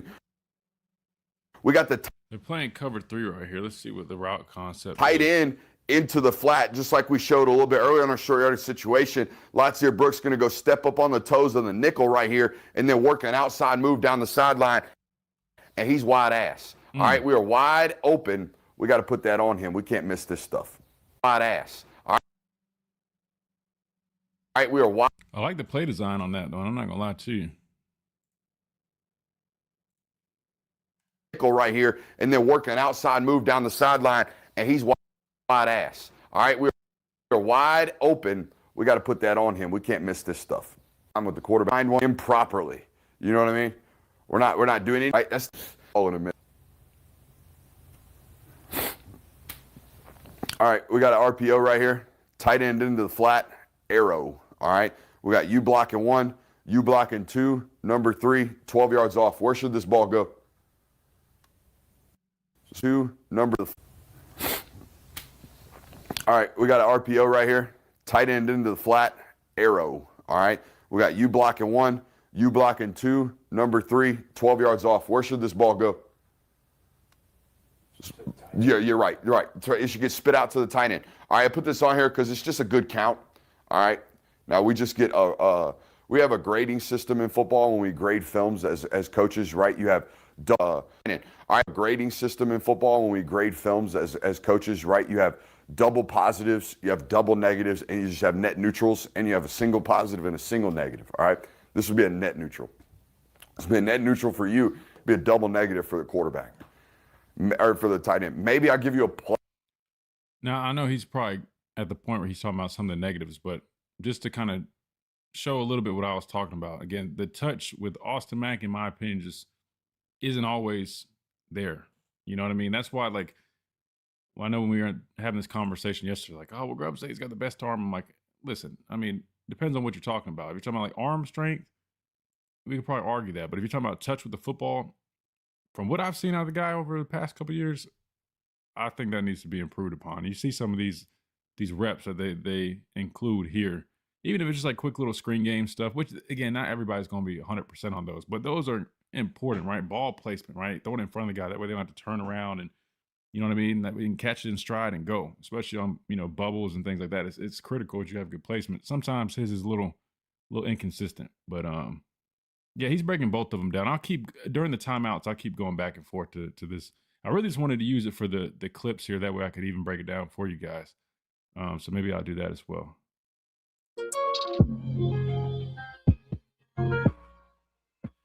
And welcome back into this Wednesday edition of the Miller's Edge, Tide 100.9, 1230 WTBC. Back to the phone lines to go, 205-342-9904. We got Smitty up next. Smitty, welcome in. What's going on, good brothers? Can't call it, man. What's going on? Man, I'm on vacation, so I got a bunch of free time visiting the family. So, hey. You know how Trying to that get is. away from them. That's what it sounds like, man. You already had enough of them. Hey, you know how moms are, you know. You know. But the thing is, though, one quick thing before I talk about, like y'all asked about rebuilding. I know when Coach Saban was talking at Capitol Hill, everybody loved bringing up pocket watching him. I looked it up. He started coaching in 1973. He didn't make his first million per year until year 2000. That's a lot of time to put in. And you know, a lot of these coaches on these stats. Yeah, even like your guy Jamie Mosley, he wasn't breaking the bank. He's working his way up. And I think that stuff gets missed a lot of times because these guys aren't walking in like making $10 million. They're usually making 5 figures like they're a call center worker, working their way up the ranks. And I think that gets lost there. And also, if a coach leaves, there's a buyout. And I think that's some things people miss. So I hate when people pocket watch Coach Saban and don't understand the path he and other coaches have taken to get to where they are now. No, 100%. I mean, and not everybody has a true understanding of how that works. Just like everybody thinks everybody that plays in the National Football League are millionaires and all this stuff, and it's not like that at all.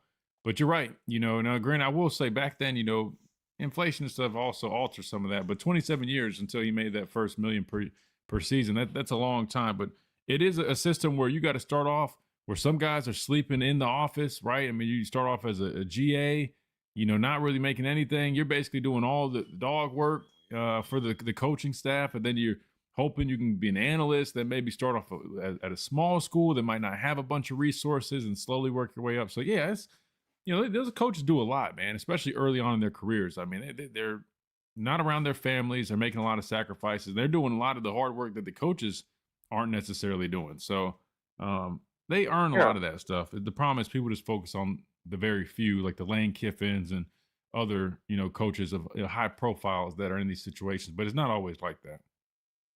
Yeah, all you got to do is watch Last Chance U. That's all you got to do. Look how those coaches are living.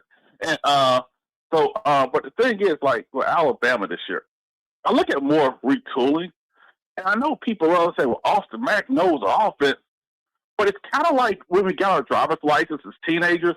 It was cool we were driving our parents, but it's a different thing when you're on that freeway by yourself for the first time. Yeah. And I think, because everybody knows your play. Like, if you've been at school by at least 2 years, you know the plays. You know the offense. You know the defense. It's all about executing. And I know that Keelan is going to have inconsistencies as a first-year starter, but but it's like the ceiling, right? What do you see every day? What do you think, okay, this guy plays his best, this guy plays his best, who's the best? Who could turn lemonades into lemons? And I think if you're going to go 9-3, in my opinion, I'd rather do it with the younger guy, especially with all the young pieces that we're going to have playing meaningful snaps this year. Like you said it before, we grow together. Yep. And I think that right there is a continuity thing. And I think, because with this, they're going to have a tough schedule. And I think that if you got the young guys in there, people could say, yeah, all right, they're young. They're in it. They're playing okay. They're just young. That's a young guy thing. And I think that is something you have to consider as well, because let's be real here, Christian. Both these guys are talented, but we know you've been there, there's a leap from the spring to the fall practice, you know? Oh, yeah. And, 100%. And right now, a lot of your veterans are going to start off as the ones because they've been there. And, I think Coach Saban did the same thing because, that's your respect thing, but you still have to earn it. And my last thing is, Texas A&M is my under team. I put it in the chat because, like what Brandon was talking about, Alabama doesn't get schedule luck, because a lot of Alabama fans want to get rid of LSU game because of lopsided. Guess what ESPN said? Not only will give you LSU, we'll give you Georgia again this year. I'm not mad at it because I think it's fun to have those games. Right. But A&M, they only played one team that finished in the top 8 SEC standings. They lost to that team, and that team is Digger's Longhorns. So now, and remember, now they have expectations, Christian, and they ain't flying under the radar now. And those are things you got to look at. Alabama's still going to have expectations. And I think with this team, if I see progress from young guys, and we saw progress from young guys last year, and there's some guys that were unheralded. So now we can see some young guys come like your boy Xavier Griffin, Jared Edwards. You see some young, like even A.K. Deere. I think that's what it's about. Let's see what these young guys do. We finished 9-3. We don't get embarrassed like Lane, like last year, or even Dan Lanning every time he hits the CFP. I think we'll be all right. Because I think the staff has a plan. And I like the coaching staff. I like the changes because I hate how, Chris, people keep saying, they act like the guy just sat there didn't want to run the football. They couldn't. They tried their best. He just didn't work. He's like, yeah, we ain't going to run the ball. True. Yeah, we're cool. But, I was going to say, that is true. That is true. But I also feel like at some point you have to try to really just figure out, even if it's mid-season, man, you have to find some type of remedy, or even say, you know what, we're going to scrap our whole run game and just really just go back to the basics and really just try to hammer down on these couple runs and let that be our identity. I do think there was more they could have tried to do. I will say that, but I also do understand from their perspective, if kind of like what Slade was talking about, we don't want to get away too much from what we actually do well.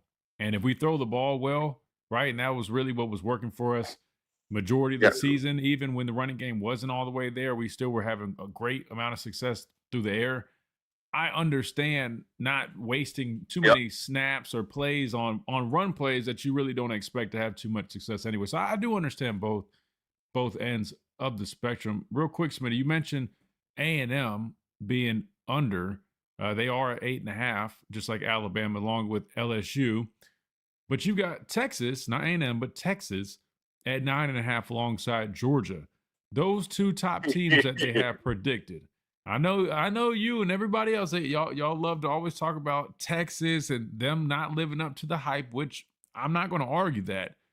But for some reason, I do kind of feel like this season could maybe be a little bit different, and Texas could actually, I'm not saying they go all the way, but I think they could actually play a little bit better than they have in years past, only given the fact that I like some of the moves that they made via the portal. Listen, there's no denying. They've got, even just looking at the offense, I know Arch Manning, he gets a lot of flack. I know a lot is put on him. And to be fair, I think part of that is because the expectations on him being so high. At the end of the year, he actually did start to play some good football.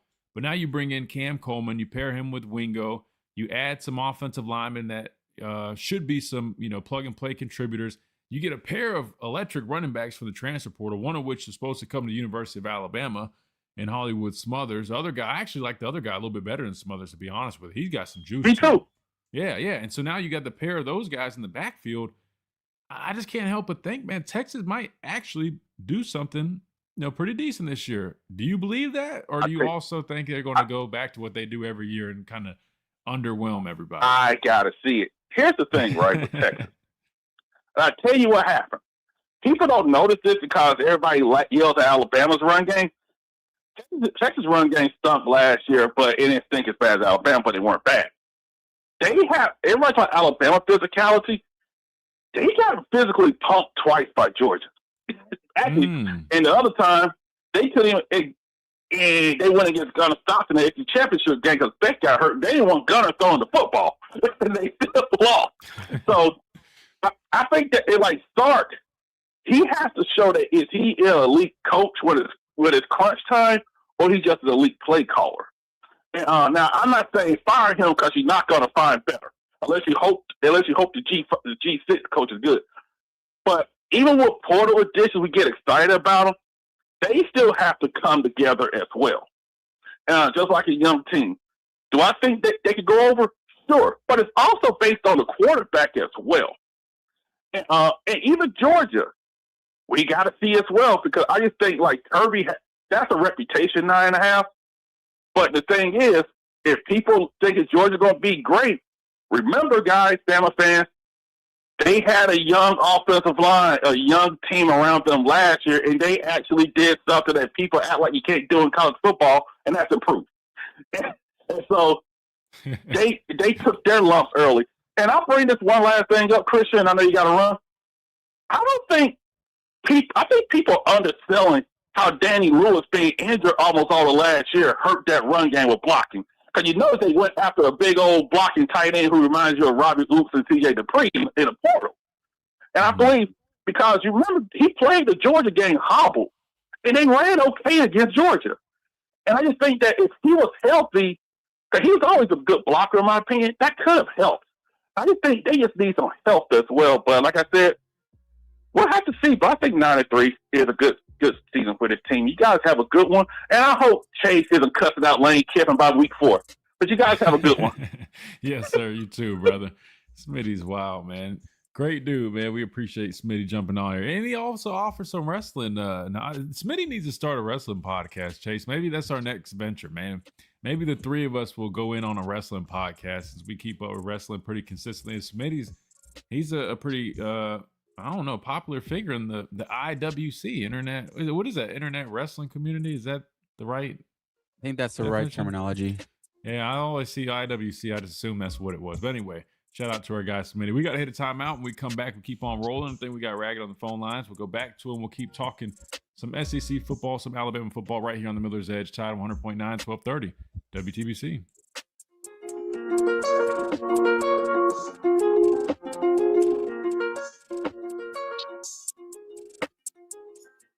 At Townsend Nissan, we bring the value. Start strong. But those are flat shoulders right there, big dog. If that kid can go from flat shoulders to run.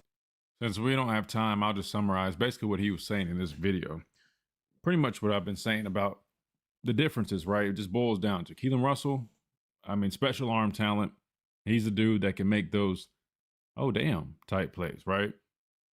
I think he's got the higher ceiling. And I think if you do want to try to get to the point where you're making a run deep into the season, I just think he's the guy that needs to be under center, personally. That's just my opinion. That said, everything that Film Guy highlights on the video is pretty much just young mistakes, pretty much just little things that, reads, little decisions here, timing, things that are going to improve the more experience he gets, right, as he gets his feet wet. That's why, in my opinion, I just think if he can get up to speed as quick as possible, I think it's hard to deny a guy like that. But I also see a world where they genuinely just want to give Austin Mack, that opportunity, given that, this dude stuck with them through and through. And we saw how they treated Jackson Lloyd, which I think part of that is because he stuck with the team. And I think they really appreciate him. The staff kind of gives me that vibe. That's just kind of how they rock. And I feel like it's going to be the case with Austin Mack, where I'm not saying it's necessarily his job to lose, but in a way, it kind of is that situation, in my opinion, at least for this season. An AK Deer down, guess what we need? We need a new running back. That's what we need, okay? So I'd be handing that ball off. I think we took a touchdown right out of his belly. Anyways, hey, so I'd be handing that ball off. He's right on that. I mean, given the read, you should hand this football off, right? Which, again, more reps, but with his talent and athleticism, he ends up making something out of it. But he's right. You should hand this ball off, given the DN right there. A new running back. That's what. Right. He's not closing down. His shoulders are square. Like, that's what you're looking when you're making that read. I mean, it's indicating hand the football off. He's we right. need, So, okay? So I'd be part, handing that ball off. I think we took a touchdown right out of his belly. But look at the athleticism, though. Anyways, hey. Like, if this backer wasn't here, because that's the defensive end. That's who he's really reading. If this backer wasn't here, I mean, it ends up working out just okay. Get some really nice blocking downfield. If this backer's not, reacting so quickly like that, you're really looking at a one-on-one with the safety back here, which I would probably put my money on.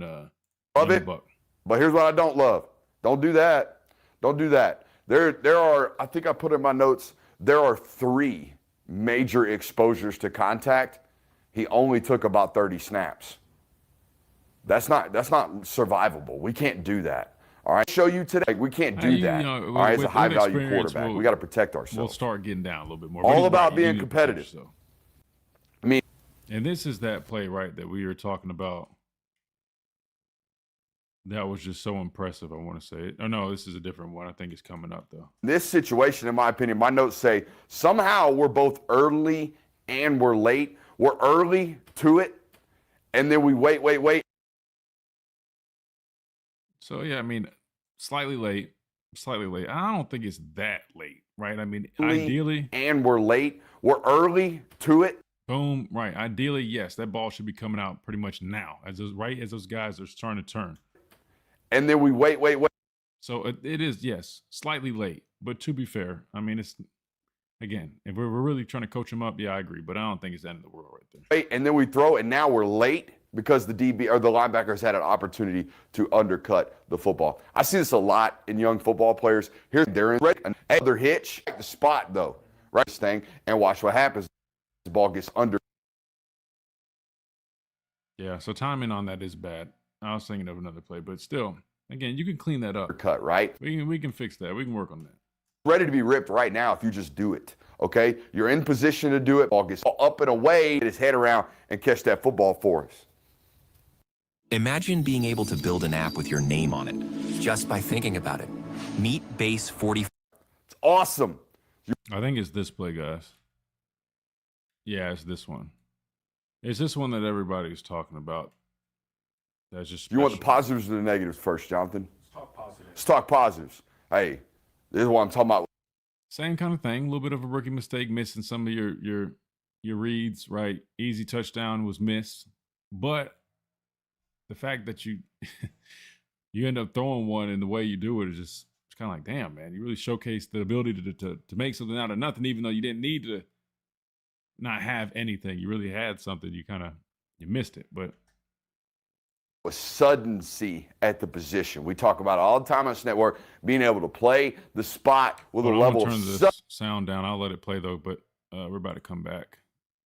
So let me bring this back real quick.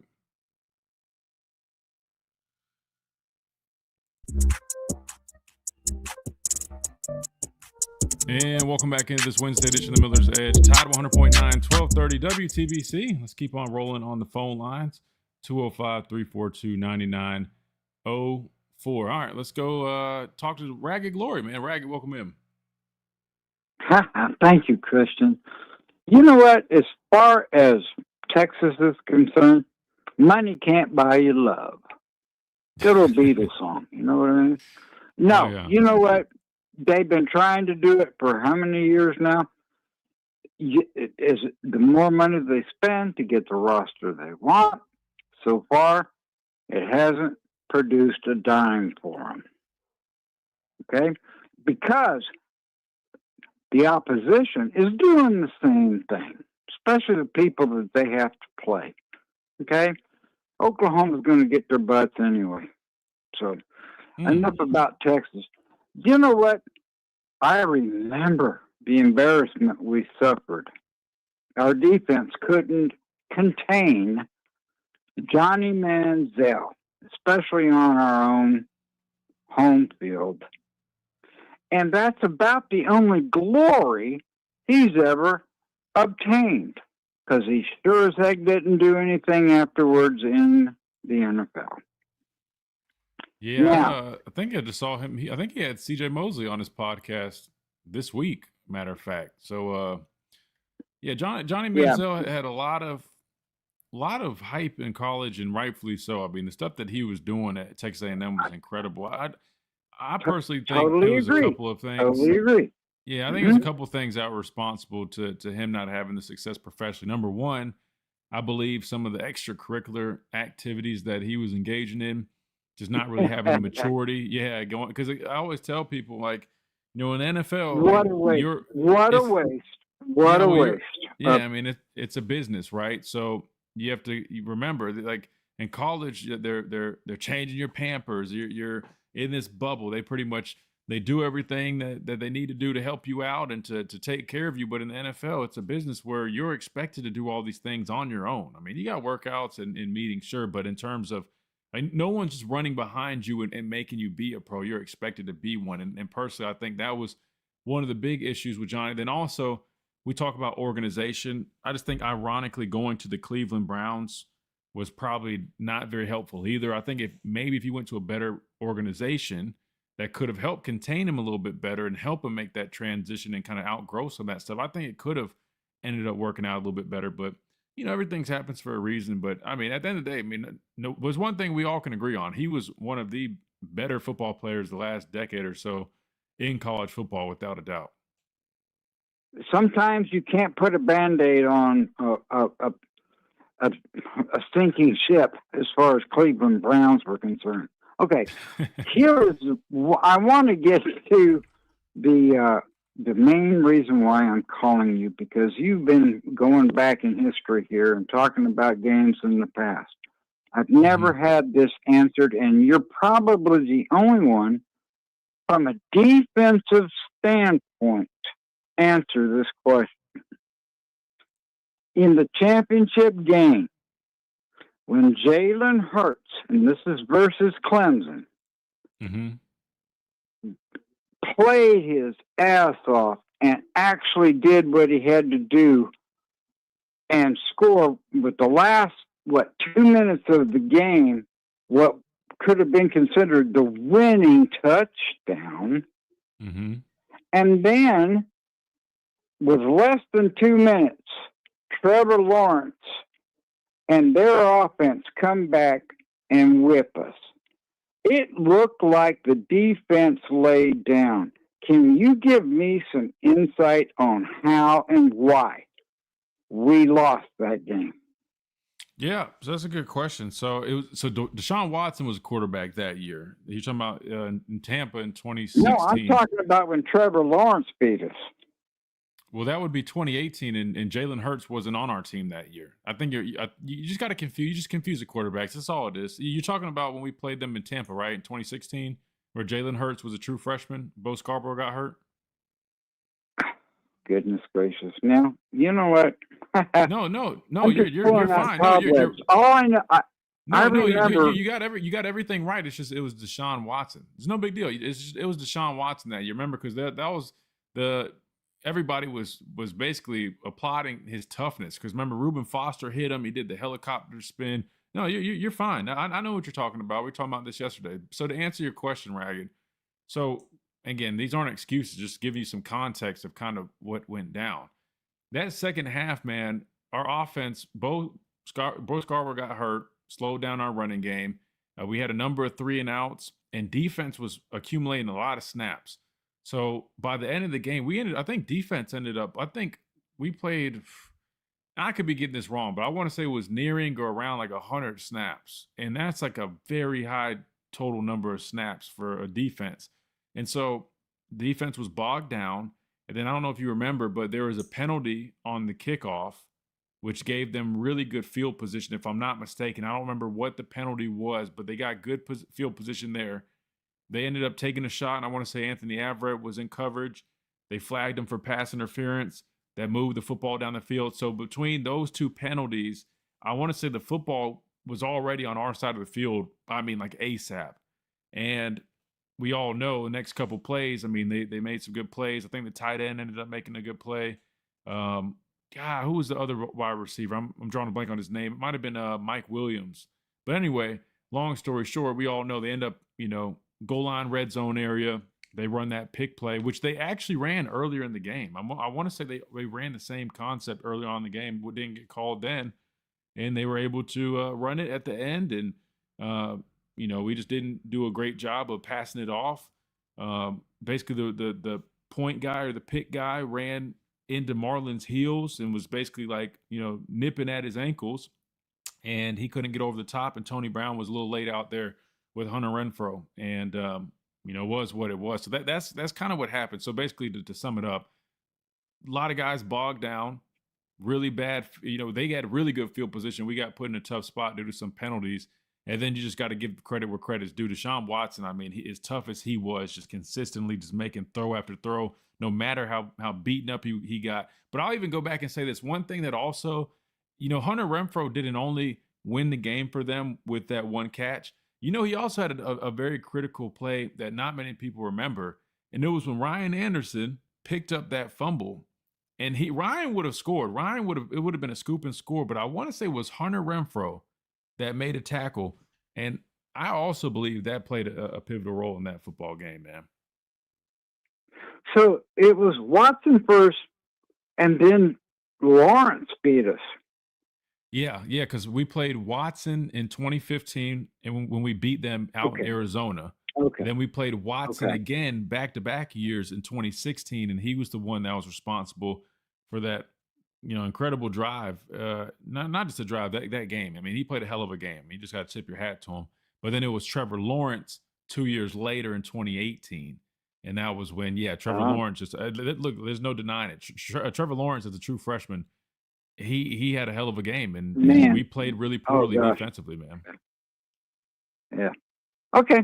But thank you for straightening that out. And it's like, when I look at it, when you look over the history here, as long as I can remember, thanks to my foggy brain, but Saban should have number 21. This helmet should have number 21 on it. And guess what? I will, based on all the talk earlier today, I do want to keep DeBoer. I think we're almost there. Let's give him a couple, 3 more years. You know what? What have we got to lose now? Because if we made a change right now, oh, Lord, how long would we have to struggle? And then who would we want to coach us? You know what I mean? Yeah, no, I'm not in favor of doing anything drastic like that. You have to consider all that. Yeah. You're talking about the players. I mean, because when a head coach leaves, that opens the door for players to leave. And I don't. Yeah, I don't think. We don't need that. We're almost there. You know what? Based on the last 2 years, we have a chance to go back. I'll give us 10 wins. So there it is. I like it, Raggy. Well, I appreciate you calling in, man. Always good to talk to you. And don't sweat it. Listen, when you play Clemson literally like every single year in the national championship game, at least that's what it felt like. Trust me, it's hard not to. I played in them and I mix it up all the time. There was just so many games between us from both of us, man. It was kind of weird, man. It was like a saga between the two, but I don't know. They're always a good team, but one thing that drove me nuts when I found out they did a little tombstone thing of teams that they beat. I thought it was so corny, but I don't know, man. I guess wait. Yeah, tell me about that. When they beat teams, they had some cemetery for the teams that they beat, and basically they had Alabama. Yeah, it was so weird. I'm like, these people, man. And then the fans. Oh yeah, the fans are they're tough. Tough to be around. I ain't want to go back to South Carolina for a while. Rag, I appreciate you, man. You have a great rest of your day. You do the same. Bless you. Yes, sir. Likewise. All right, we got to hit a timeout. We come back. We wrap things up on this Wednesday edition of the Miller's Edge. Tide 100.9, 1230. WTBC.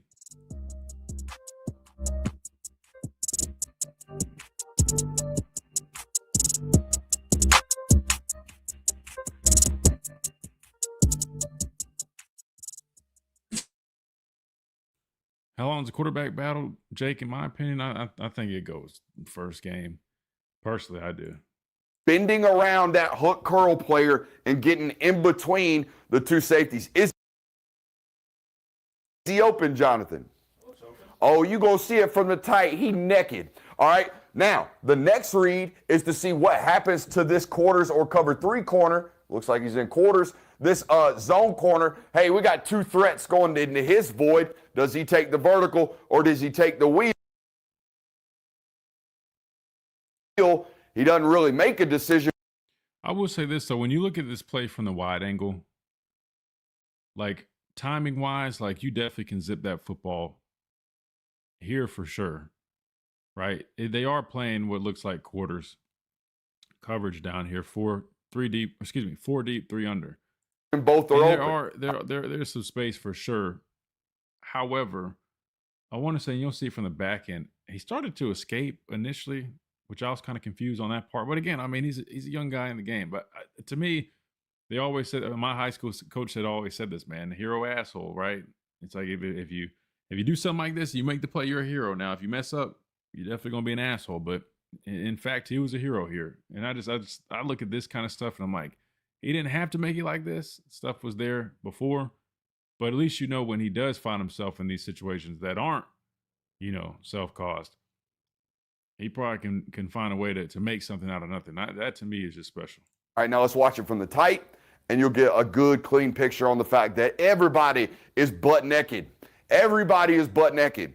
And we're reading it. We have our eyes on it. We're not pulling the trigger. Our eyes are certainly on that tight end and that vertical. Like 100%, yeah. If you zip this now, I was confused why he started to scramble. I see that this is open right here, but maybe he felt he was going to force something. I don't know. To me, I don't think that's really forced. Now, sometimes the tight angle is a little tricky. Like I said, the wide angle doesn't make it look as open as it does here from the tight. But team right about now, both of which look like they should be thrown right now. They're both available for us. That tight end, we got to throw that. I agree with him that they should be thrown right now, but part of me feels like if you look at his body right here, I think he naturally just saw this opening and he just started to, because he's going to start as if he's about to scramble. He's about to take off up the middle. So even though in a perfect world we're saying, yes, throw this now, he's not really in position to throw the football. You see what I'm saying? Like, look where the ball's at. He's in position where he's about to play. He's planting his foot like he's about to tuck it. So granted, he shouldn't have gotten that position in the first place, but that's why, I mean, clearly he can't just zip it from there. Or maybe he can the way he zips it here in a second. I don't know. That vertical, we have to throw that football, but instead we pull the ball. See what I mean? Like he was already planning on doing that when he saw that opening, which he shouldn't have. He should have stayed in a position to be able to, because you're right. I mean, you do see this from this angle, 100%. That's where he should be going with the football right here, right? Splitting these two defenders. They're in quarters coverage, right? He's playing a quarter of the field. He's playing a quarter.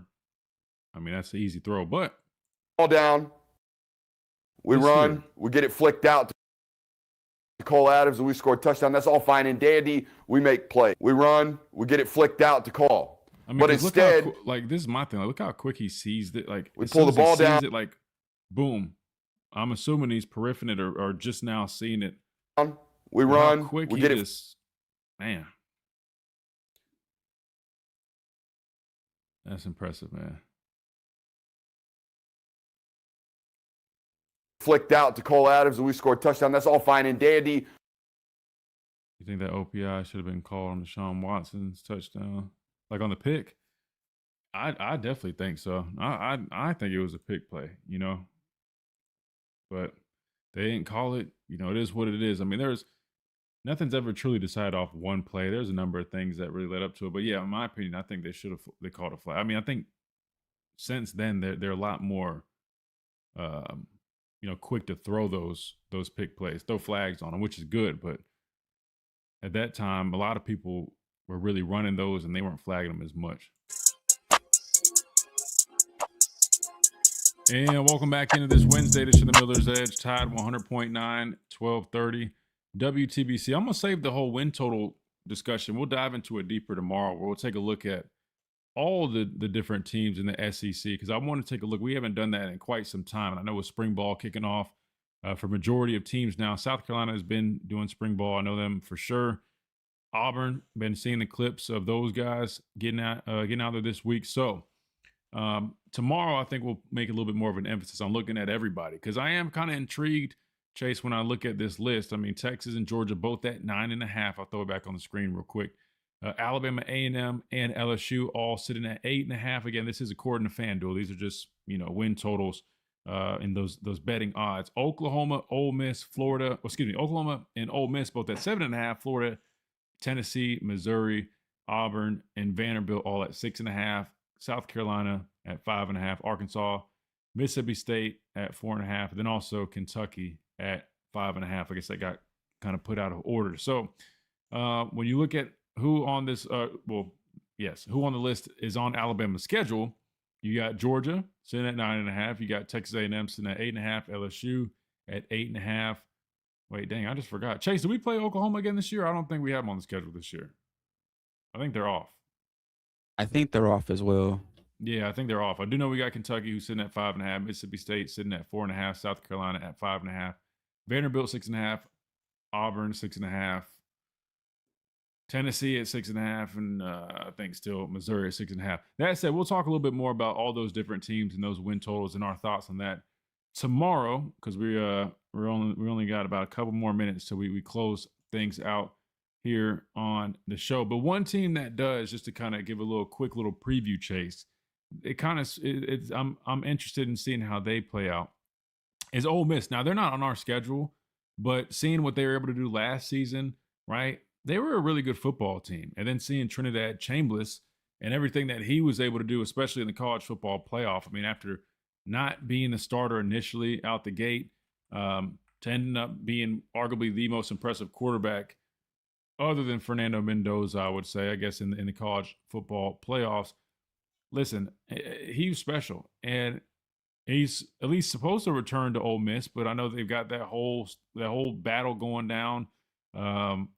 I don't even know what the latest is with it. I mean, I know he was approved the injunction, but the NCAA is appealing it. So that's kind of a weird situation. So I guess, a lot is riding on that decision there. But still, they intrigue me as a team because I'm curious. Can they build off what they did last year? Or are they going to take a step back? I mean, according to the odds, people think they're definitely going to take a little bit of a step back, which wouldn't surprise me. But they definitely intrigue me. Tennessee's an interesting team as well. Auburn, I mean, with all the turnover they have, there's so many question marks. Basically, a whole new program.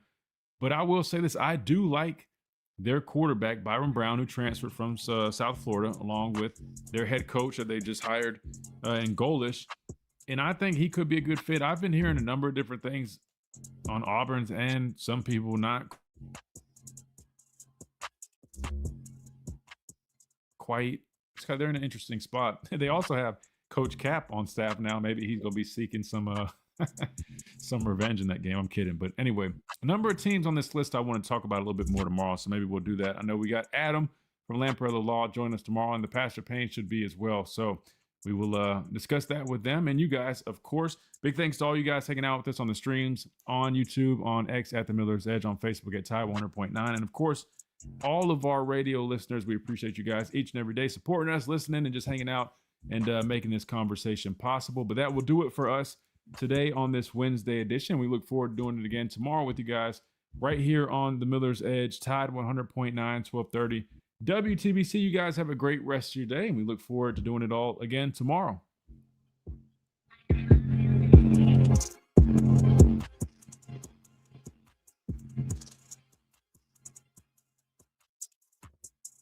You've been listening to the Miller's Edge, tackling sports daily.